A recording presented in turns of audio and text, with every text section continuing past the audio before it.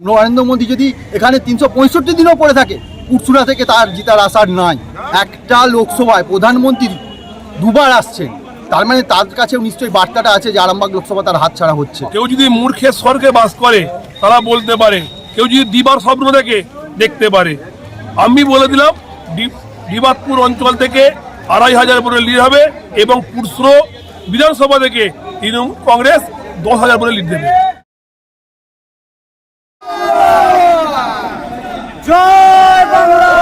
Cycle নিয়ে vote প্রচার। Vote যতই এগিয়ে আসছে ততই চমকভাবে ভোট প্রচার চলছে। কখনো গরুর গাড়িতে তো কখনো সাইকেলে বা কখনো মাঠে নেমে প্রার্থী চাষিদের সঙ্গে হাত মেলাচ্ছেন।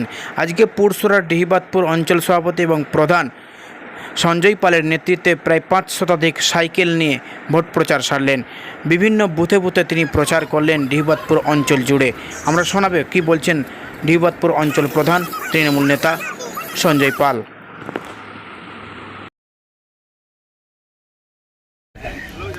ডিবাতপুর অঞ্চল তৃণমূল কংগ্রেসের পক্ষ থেকে আরামবাগ লোকসভা মমতা ব্যানার্জি সিংহধন্য প্রার্থী মিতালি বাগের সমর্থনে ডিবাতপুর অঞ্চলব্যাপী একটা সাইকেল র্যালি ছিল। কত সাইকেল ছিল? প্রায় ৫০০ সাইকেল র্যালি সমস্ত কর্মী স্বতঃস্ফূর্তভাবে যোগদান করেছিল। অভিষেক ব্যানার্জি আসছেন এই ১৫ তারিখের মধ্যেই, কেমন প্রস্তুতি চলছে? ডিবাতপুর অঞ্চলের পক্ষ থেকে অভিষেক ব্যানার্জি যে পশ্চিমবঙ্গের সেকেন্ড ইন কমান্ডার, তার সভাকে সফল করার জন্য ডিবাতপুর অঞ্চল থেকে সর্বনিম্ন ১৫০০ লোক যাবে। বিজেপি দাবি করছে যে পুরসুরা থেকে প্রায় ওরা ৫০,০০০ ভোটের লিড দেবে। শুনুন, কেউ যদি মূর্খের স্বর্গে বাস করে তারা বলতে পারে, কেউ যদি দিবার স্বপ্ন দেখে দেখতে পারে। আমি বলে দিলাম ডিবাতপুর অঞ্চল থেকে ২৫০০ ভোটে লিড হবে এবং পুরসুরা বিধানসভা থেকে তৃণমূল কংগ্রেস ১০,০০০ ভোটে লিড দেবে। কি আশা করছেন মিতালি বাগ আপনাদের জেতা পারবেন? মিতালি বাগ ১ লক্ষের উপরে ভোটে জিতবে। অভিষেক ব্যানার্জি সবাই কেমন লোক হবে বলে আশা করছেন? অভিষেক ব্যানার্জির সভাতে সর্বনিম্ন ৫০,০০০ লোক হবে। আজকে কত লোক হয়েছিল? আজকে আমাদের ডিবাতপুর অঞ্চলে যে সাইকেল র্যালিতে ৫০০ লোক হয়েছিল। আপনার নামটা বলুন। আমার নাম সঞ্জয় কুমার পাল, ডিবাতপুর অঞ্চলের প্রধান এবং ডিবাতপুর সভাপতি। সাইকেলে যে এত বড় র্যালি হলো এটা আমরা এক্সপেক্ট করিনি, যা আমরা আশা করেছিলাম এটা তার থেকে বেশি আমরা ফলাফল পেয়েছি। কত সাইকেল ছিল? ৫০০-র ওপর। কি বলবেন, এতে কি তৃণমূলের ভোট বাড়বে? হ্যাঁ, অবশ্যই বাড়বে। আপনি একজন মহিলা এবং মহিলা ক্যান্ডিডেট আবার দাঁড়িয়েছে, হ্যাঁ। এতে কি আপনারা মহিলাদেরকে ভোট দেবেন? হ্যাঁ, অবশ্যই দেবে। লক্ষ্মী ভাণ্ডারের প্রভাব পড়বে? হ্যাঁ, অবশ্যই পড়বে। আমরা আর একটা প্রোগ্রাম চালু করব, বাড়ি বাড়ি মহিলারা গিয়ে লক্ষ্মীর ভাণ্ডার মাথায় নিয়ে গিয়ে সব মহিলাদের বলবো, যারা আপনারা লক্ষ্মীর ভাণ্ডার পাচ্ছেন তার থেকে অন্তত আপনারা ১ টাকা করে সাহায্য করবেন। এর জন্য আমরা দিদির উদ্দেশ্যে একটা পূজা কামনা করব। ১৫ তারিখে অভিষেক ব্যানার্জি আসছেন, সেখানে কি আপনাদের লক্ষ্মী ভাণ্ডার নিয়ে যাবেন আপনারা? হ্যাঁ, অবশ্যই যাব। নরেন্দ্র প্রধানমন্ত্রী আসছেন পুরসুরায়, কতটা প্রভাব পড়বে বিজেপির?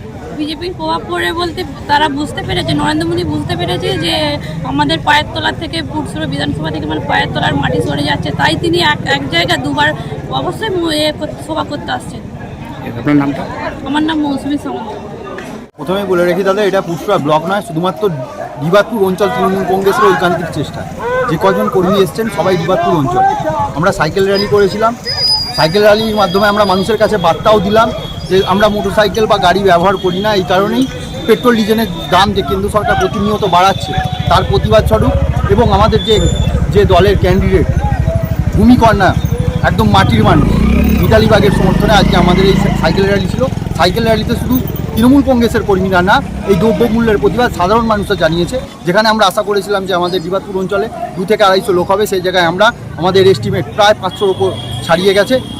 এটা স্বতঃস্ফূর্তভাবে পাবলিকের যোগদান, শুধুমাত্র ডিবাতপুর অঞ্চল তৃণমূল কংগ্রেসের যোগদান না, সাধারণ মানুষও এই মিছিলে স্বতঃস্ফূর্তভাবে যোগদান করেছিল। আগামী ১২ তারিখে নরেন্দ্র মোদী আসছেন পুরসুরাতে, কতটা প্রভাব পড়বে?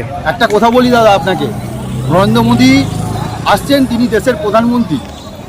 একটুখানি আপনাকেও ভাবার জন্য বলবো, আর শুভবুদ্ধি সম্পন্ন মানুষদের ভাবার জন্য বলবো, একটা লোকসভায় প্রধানমন্ত্রী দুবার আসছেন, তার মানে তার কাছেও নিশ্চয়ই বার্তাটা আছে যে আরামবাগ লোকসভা তার হাতছাড়া হচ্ছে। এই কারণে তিনি একাধিকবার আরামবাগ লোকসভায় আসছেন। তিনি যদি ভাবতেন যে জিতবেন তাহলে তিনি কিন্তু আসতেন না। কিছুদিন আগে আরামবাগে এসেছিল, আবার আসছে পুরসুরায়। নরেন্দ্র মোদী যদি এখানে 365 দিনও পড়ে থাকে, পুরসুরা থেকে তার জিতার আশার নাই। আমার নাম সৌরেন্দ্রনাথ মাইতি, কর্মাধ্যক্ষ পুরসুরা পঞ্চায়েত সমিতি ও তৃণমূল ছাত্র পরিষদের একজন সৈনিক।